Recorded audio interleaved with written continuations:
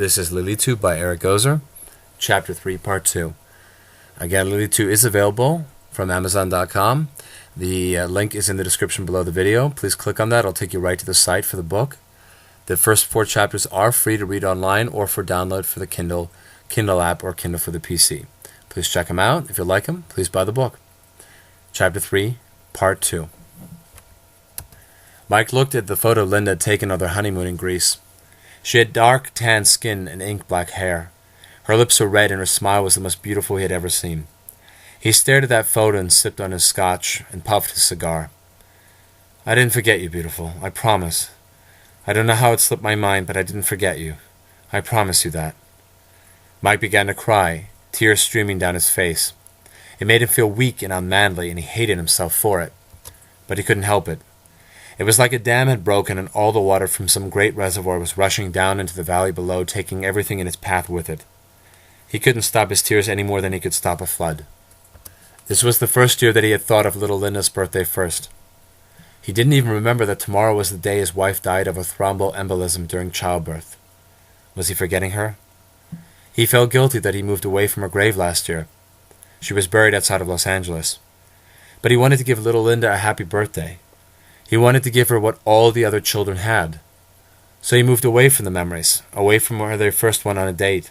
He moved away from where he asked her to marry him, away from where they said they were going to buy their first house. When a teaching position opened up outside of Phoenix, he took it. Now he was too far away to visit Linda's grave. But that was the whole point, and it made him feel sick to his stomach. He was a bastard. "Why did you have to die, Linda? That should have been you out there with your daughter. Why did you leave me?" Mike wiped the tears with a handkerchief. He had to hide them from Sam. Sam, Mike thought. She had been so good to him. He looked at the picture of her on his desk. She was an angel that found him 3 years ago. She had been so understanding of his situation. Sam allowed Mike to grieve. She never demanded all his affections to herself. She even gave up her job to take care of little Linda. Now they were engaged. But it wouldn't be a big ceremony like he had with Linda. Even though Sam was only 28 and had never been married before and wanted a big wedding like all women do, she was fine with going in front of a judge. She loved him enough that she respected how he felt. He didn't deserve her. "I'm sorry, Sam, that I'll never be completely yours." Mike placed the pictures of Linda back in the box. He glanced for a minute at the gun.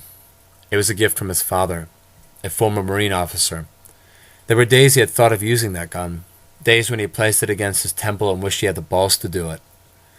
But little Linda wouldn't let him. He had to live for her. And Linda, she wouldn't let him either.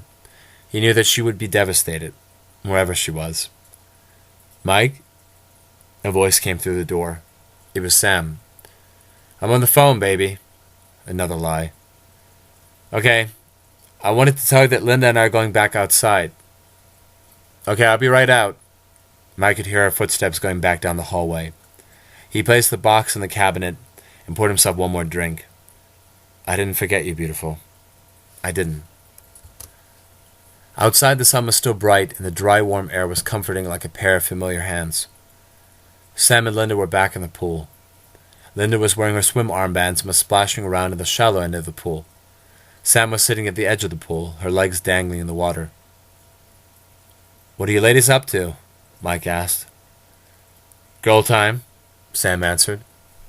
"Oh," Mike said. "I can go back inside and leave you ladies be."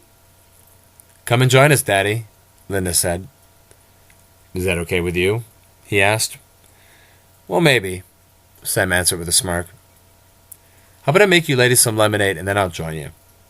"Yay," Linda said. "Please, Daddy." Mike looked at Sam. "Okay, that's a deal." Mike walked back into the kitchen and pulled out a bag of lemons. 15 minutes later, he came back outside with a pitcher of freshly squeezed lemonade in 3 glasses. "Can you make it an electric one?" Sam asked. "Yeah, that would be a good idea," Mike answered. "What's an electric one?" Linda asked.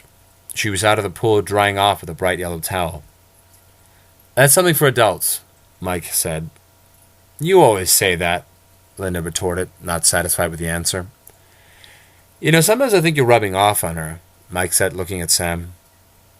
"Why do you say that?" she asked. Because she doesn't take stuff from anyone? Mike said.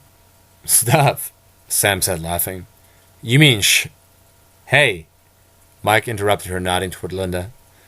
I'm just kidding, Professor, Sam said. You are right. I don't take stuff from anyone. Speaking of that, I thought we agreed you would cut down on cigars. You smell that? Of course, Sam said. You think that a wooden door keeps cigar smoke out? No, I guess not, Mike answered. Lemonade, please, Linda interrupted. Oh, sorry, Mike said, taking her glass. He poured her a full glass and then placed a slice of lemon in it. Where's mine? Sam asked. Coming right up, Mike said. So I've been thinking, Mike said, looking at Sam. That is dangerous, Professor, Sam said with a smile. Yeah, I know. Anyway, I've been thinking about what we talked about. Mike paused for a moment. I really want you to start writing again. I will again, I told you that, Sam said. Well, you know how we talked about getting somebody to take care of Linda? I told you I'm not sure about that, Sam interrupted. I think we should really consider it, Mike said. We don't need a stranger to take care of her. I think I can manage that myself. Sweetheart, you gave up so much for me and for Linda. I know how much you want to start writing again. I really think we should do this. I want you to focus on you for a while. I don't know, Sam said. Look, I know someone at the university who has done this, and they were very happy with their decision. It doesn't mean that you won't be taking care of Linda. It'll just give you the option of pursuing what you want to pursue. I'll think about it, okay? Sam said. Okay, that's all I'm asking you to do, Mike said. All right, ladies, I'm going back in the pool. Who's going to join me? Me! Linda shouted. With a splash, she was back in the pool.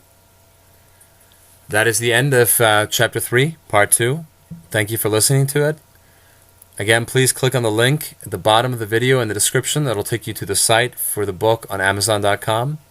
There are 40 chapters to the book. The first 4 chapters are free to read online or to download for the Kindle. Take a look at them, read them. If you like them, please buy the book. Thanks so much.